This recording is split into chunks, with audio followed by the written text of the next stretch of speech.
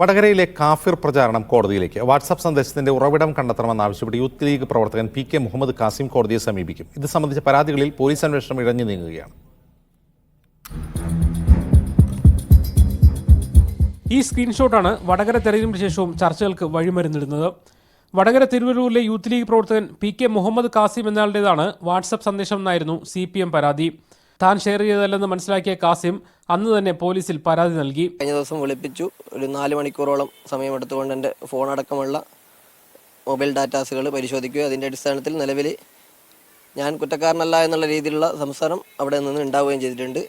അതിൻ്റെ രേഖാപരമായിട്ട് രേഖ തരുമോ എന്ന് ചോദിച്ചപ്പോൾ രേഖ തരാൻ സാധിക്കില്ല എന്നുള്ളതാണ് നിലവിൽ അറിയിച്ചിട്ടുള്ളത്. തന്റേതല്ല സന്ദേശമെന്ന് വ്യക്തമായിട്ടും പോലീസ് ഈ സ്ക്രീൻഷോട്ടിന് പിന്നിലുള്ളവരെ കണ്ടെത്താൻ ശ്രമിക്കുന്നില്ലെന്നാണ് കാസിന്റെ പരാതി. ഞാനിപ്പോൾ നിലവിൽ പരാതി ആദ്യം തന്നെ കൊടുക്കുമ്പോൾ കെക്കലതികയുടെയും അമ്പാടിമുക്ക് സാക്കൾ എന്നുള്ള FB പേജിൻ്റെയും പ്രൊഫൈലടക്കം വെച്ചുകൊണ്ടാണ് പരാതി കൊടുത്തിട്ടുള്ളത്. 19ഓളം ആളുകളാണ് ഇതിൻ്റെ അഡ്മിന്മാരായിട്ടുള്ളത്.